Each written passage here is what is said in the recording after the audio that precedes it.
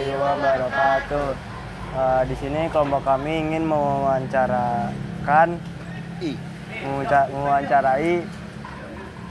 apa? Apa namanya? TPS.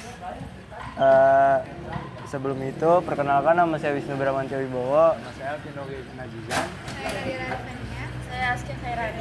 Saya Nazwa Putri Mulia. Pertanyaan pertama, nama Bapak siapa dulu? Saya Bambang. Oh. Saya dan teman-teman yang lain sebagai kru pengolahan sampah.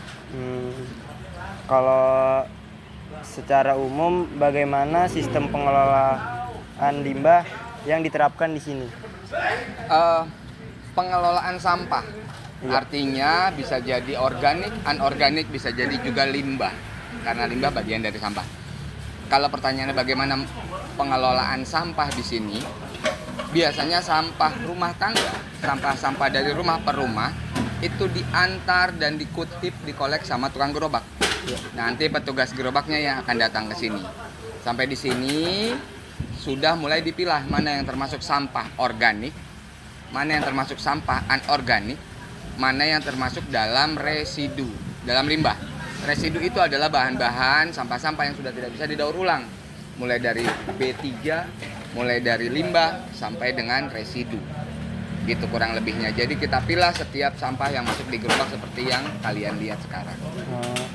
Kalau biasanya di wilayah ini sampah yang paling banyak ditemukan itu apa?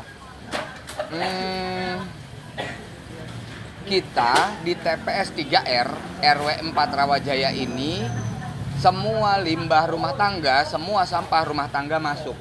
Artinya ada juga sampah organik, ada sampah anorganik, ada sampah-sampah residu termasuk limbah tadi. Semua jenis sampah yang biasanya dihasilkan sama rumah tangga. Sampah sisa makanan, sampah bungkus makanan, bahkan sampah-sampah rumah tangga yang kita bilang bulky, yang sampah besar seperti lemari, bangku, topping tebang-tebangan pohon, semua sampah kita terima di sini. Bagaimana tahapan atau alur pengelolaan limbah dari pengumpulan sampai pembuangan akhir? Oh gini, jadi gerobak-gerobak sampah yang masuk itu kita antri, kita mulai satu persatu. Dari situ kita pilah namanya, kita pilih yang masuk ke dalam sampah anorganik akan kita jadikan satu semuanya. Nanti ada namanya bank sampah.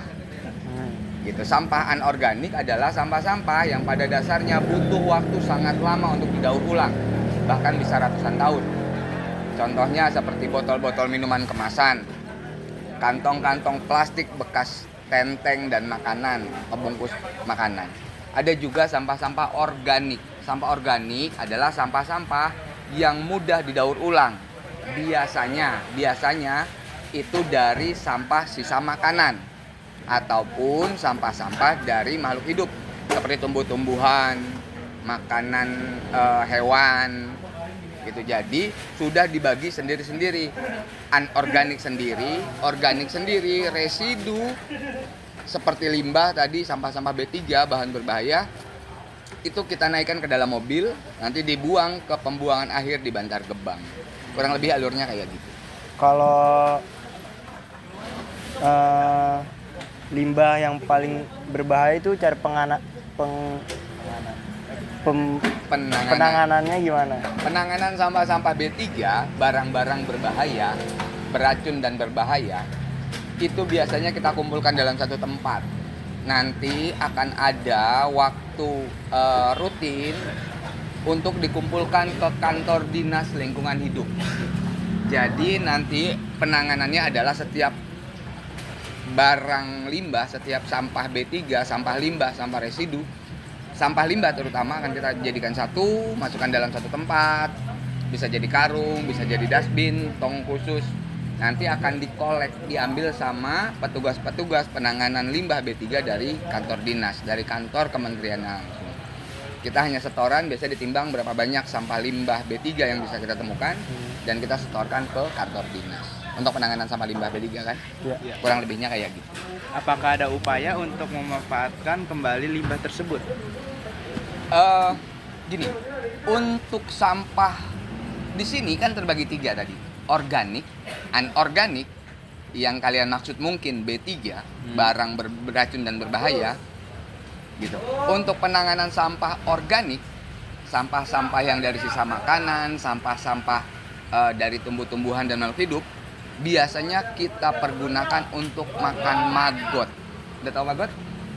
Maggot itu bahasa gampangnya adalah belatung ternakan.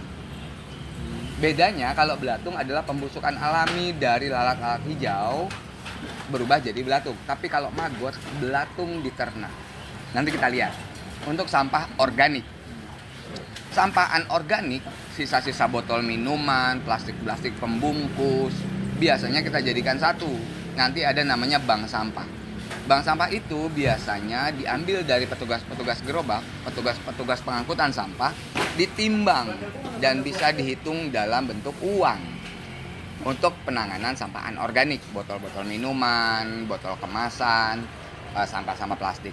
Untuk sampah B3 penanganannya di sini hanya mengumpulkan.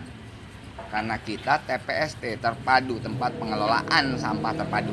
Jadi sampah B3 yang bisa kita kumpulkan, yang kita temukan dari gerobak, kita jadikan satu, nanti diambil ke kantor dinas, dan kantor dinas yang akan mengolah, mengelola, dan menjadikannya barang lain untuk sampah limbah. Tapi anorganik dan organik kita kelola dan kita fungsikan di sini. Gitu kurang lebih. Dulu organiknya, anorganiknya, B3-nya, dan di sini. Itu kendala paling besar. Sejauh mana partisipasi masyarakat dalam pengelola sampah? Kalau sejauh mana menurut saya belum seberapa besar, belum seberapa jauh, karena tadi kesadaran sampahnya belum cukup tinggi. Masih banyak masyarakat, rumah tangga yang mencampur barangnya dalam satu kemasan, dalam satu kantong yang sama. Sampah makanan dijadikan satu dengan sampah kemasan dijadikan satu dengan sampah-sampah dan limbah B3. Jadi limbah B3, bahan beracun dan berbahaya itu, bahan-bahan yang pada umumnya kita ketahui adalah mengandung kimia, mengandung bahan-bahan beracun. Yang paling gampang kita temui di rumah adalah botol kemasan deterjen, kaleng pembasmi serangga. Masih dijadikan satu dengan sampah-sampah sisa makanan kalian, sisa makanan di rumah yang tidak habis. Betul ya? Botol-botol minuman kemasan, botol-botol parfum, itu seharusnya sudah dipisah. Botol sendiri, sisa makanan sendiri, botol kemasan minuman plastik sendiri, seharusnya. Gitu. Jadi kalau sampai ditanya sejauh mana perannya, menurut saya masih kurang untuk membantu pemilahan dan pengolahan sampah di rumahnya masing-masing. Gitu kurang lebih. Ada harapan atau rencana ya ke depan agar pengelola limbah menjadi lebih efektif? Himbauan terakhir yang kita dapat adalah bahwa mulai adanya pembatasan di pembuangan akhir Bantar Gebang. Kalian tahu atau tidak, tapi sudah mulai viral di media sosial bahwa penampungan, daya tampung pembuangan akhir sudah overload, sudah melebihi kapasitas yang seharusnya. Artinya adalah bahwa dari rumah tangga, dari rumah per rumah, dari lingkungan sudah harus dipilah. Jadi fungsinya di dalam TPS ini nanti sudah bisa langsung dilakukan dengan tepat. Artinya semua sampah yang masuk sudah berdasarkan jenisnya masing-masing. Sampah organik yang masuk akan kita habiskan di sini, tidak kita kirim ke TPA Bantar Gebang. Atau sampah-sampah anorganik sudah mulai dijadikan satu dan langsung ditimbang di bank sampah. Dan sampah-sampah limbah beracun juga bisa langsung kita kumpulkan untuk dikumpulkan ke dinas, difungsikan untuk yang lain. Kurang lebih. Ada lagi?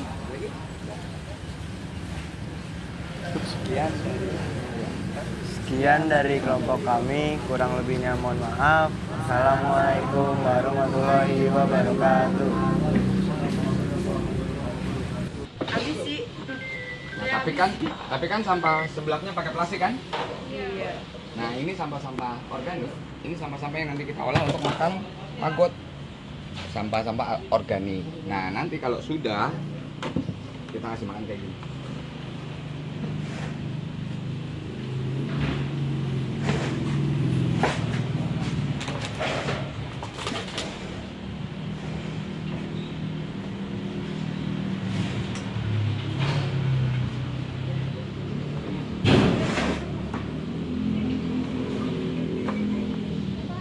Mana magotnya? Nggak apa-apa, nggak bau kok. Nih. Enggak, udah. Kamunya, nah, kameranya di.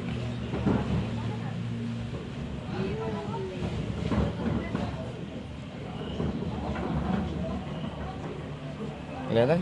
Kelihatan.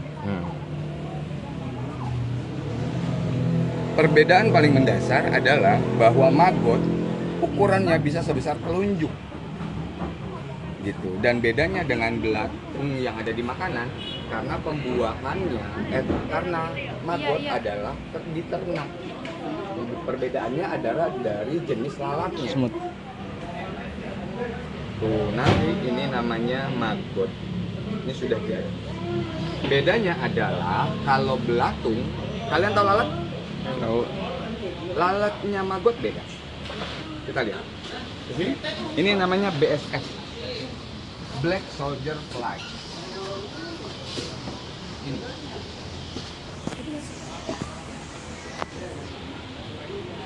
Ini kayak lalat yang kalian kenal nggak? Enggak. Sini mendekat. Kalau nggak kelihatan mendekat. Nggak apa-apa. Enggak. Kenapa? Apa perbedaan yang kalian lihat dari lalat yang biasanya ada di rumah? Biasanya warna hijau. Terus lainnya? Ini tidak seperti lalat yang ada di rumah kan? Ini enggak, siapa? Nanda?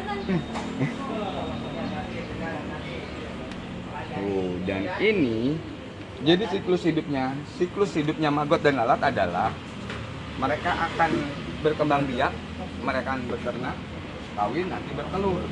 Nah, telurnya kita saring jadi baby pulpa. Nah, nanti kalau sudah besar mereka jadi maggot. Kalau sudah tua maggotnya akan berubah lagi jadi lalat, black butterfly, BSF, black soldier. Kalian akan lihat bedanya. Kenapa bisa dibilang ini? Pada dasarnya bahwa maggot kurang lebihnya punya protein yang lumayan tinggi. Cuma memang belum umum untuk dikonsumsi. Nah, ini ada yang mau potong? Enggak, kalian lah yang potong. Sama itu, ada yang boleh pegang? Ada yang boleh pegang nggak? Semut ya?